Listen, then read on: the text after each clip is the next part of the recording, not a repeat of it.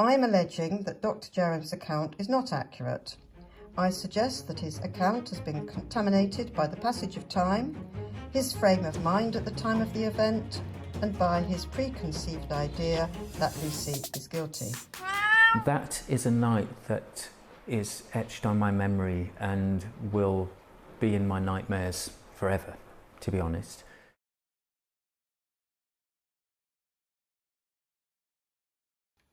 So first the facts. Dr. Jayaram says he walked into nursery 1, caught her red-handed doing nothing when the baby began to desaturate. This happened, according to the prosecution, when Lucy was alone with child K in nursery 1 between 3:41 and 3:47. I'm going to use court evidence to show that Lucy Letby could not have been alone with child K at any time between 3:41 and 3:47, and that Dr. Jayaram's account is inaccurate. So this is just briefly agreed evidence. This is very important to note that there were 2 nurses on duty in nursery 1 where child K was, and that's Joanne Williams and Caroline Oakley. And these are the basic important times. 3:40, Caroline Oakley enters the unit. 3:41, Dr. Jayaram is on his phone, and while he's on his phone, Joanne Williams left the unit. And at 3:41, this is agreed evidence, Caroline Oakley, Lucy Letby, Valerie Thomas, Sophie Ellis, Dr. Jayaram were all on duty on the neonatal unit. And Lucy Letby was the designated nurse for 2 babies in nursery 2. So it's easier to show it on the map, as a lot of people have found this very confusing, and obviously the jury must have done. So at 3:35, Caroline Oakley and Valerie Thomas are out of the unit. And at this time, 3:35, before anything happens at all, we've got Sophie Ellis, Lucy Letby, Dr. Jayaram, he's at the nurse's station, and we've got child K here. And Joanne Williams is looking after her there. And, of course, there's 2 other babies that Joanne Williams is looking after. Now let's come on to what the prosecution was saying. At 3:40, Caroline Oakley and Valerie Thomas enter. So they're in the unit. So let's have a look at 3:40 now. We've got Sophie Ellis here, we've got Valerie Thomas here, Lucy Letby here, Dr. Jayaram at the nurse's station, and child K with Joanne Williams and Caroline Oakley. Everybody's in there with their designated babies in the right place where they should be. Now, this is the crucial time that the prosecution says it all happened, because at 3:41, Joanne Williams goes out of the unit. So we've got Sophie Ellis here, Valerie Thomas here, Lucy Letby here, Dr. Jayaram here, and Caroline Oakley with child K. And so the prosecution have said that Lucy Letby was alone with child K when the desaturation happened, and Dr. Jayaram saw her doing nothing. Caroline Oakley had come in this door here.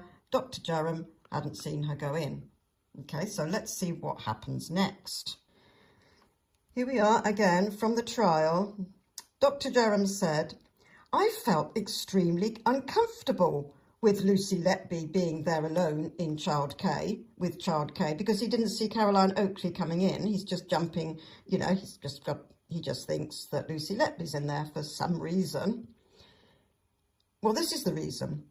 You can call me hysterical, completely irrational, but because of this association, this thought kept coming into my head. After 2.5 minutes, I went to prove to myself that I was being ridiculous and irrational and got up." So Dr. Jayaram had not seen Caroline Oakley enter the nursery, enter the unit or the nursery. Okay, so Caroline Oakley's in nursery 1, as we've just seen. So when Dr. Jayaram entered the nursery 1, he was expecting to see Lucy Letby there. The desaturation happened just as he walked through the door. He saw a nurse, Caroline Oakley, and he mistook her for Lucy Letby.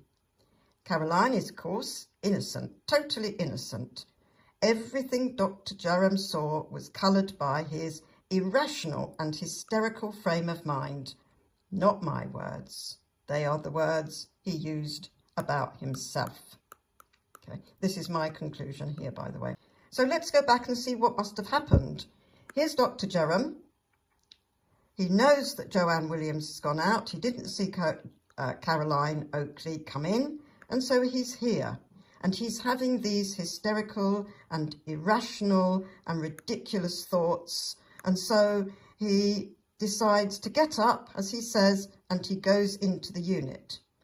As he goes into the unit, unfortunately, that's the very moment that child K desaturates. In the heat of the moment, Dr. Jayaram, although he says Lucy Letby was doing nothing, he would have come in, seen the monitor and gone straight to the child. He's not interested in whether the alarm's sounding or which nurse is in there or what time it is. He comes in, he sees the baby desaturating and he goes straight to work. Of course he does.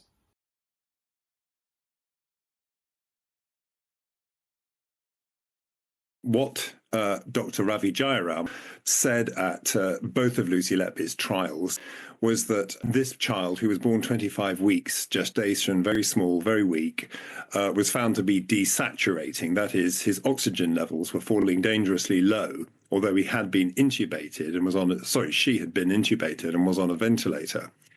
After 2.5 to 3 minutes, I got up to check on baby K. I had not been called to review baby K. And they dropped to a level that the nurse would have called for help. But yet, in his very first account of this incident, he wrote that in this case, in fact, Nurse Letby, who had been at the incubator, called Dr. Jayaram to inform of low saturations. So it's a complete contradiction of everything he said later to the police, or much of what he said to the police and at Lucy Letby's trial.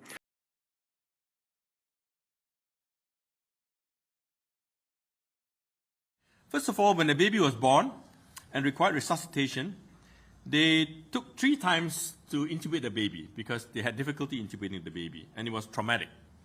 And finally, they put in a size 2 tube. Now, this resulted in a 94% air leak.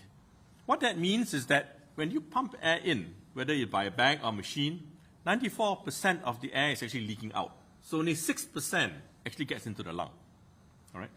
That's kind of like using a straw and blowing through a garden hose and hoping that you can inflate something at the end of the garden hose, right? It doesn't work. So as a result, ventilation was ineffective because 94% of the air was leaking out and only 6% was entering the lung. The only possibility was that that tube had to have been dislodged deliberately. So our conclusions was that first, there is no evidence to support a dislodged endotracheal tube. The clinical deterioration was caused by the use of an undersized endotracheal tube, and the initial intubation was traumatic and poorly supervised. The consultant did not understand the basics of resuscitation, of air leak, of mechanical ventilation, and how the equipment that he was using, that were commonly used in the neonatal unit, like the neopuff and capnograph, actually worked. In our judgment, it is of some significance that the critical issue for the jury was whether they were sure of the evidence of Dr. Jayaram. Legitimate criticism could be made of his evidence. There was an inconsistency between his evidence and the contemporaneous records.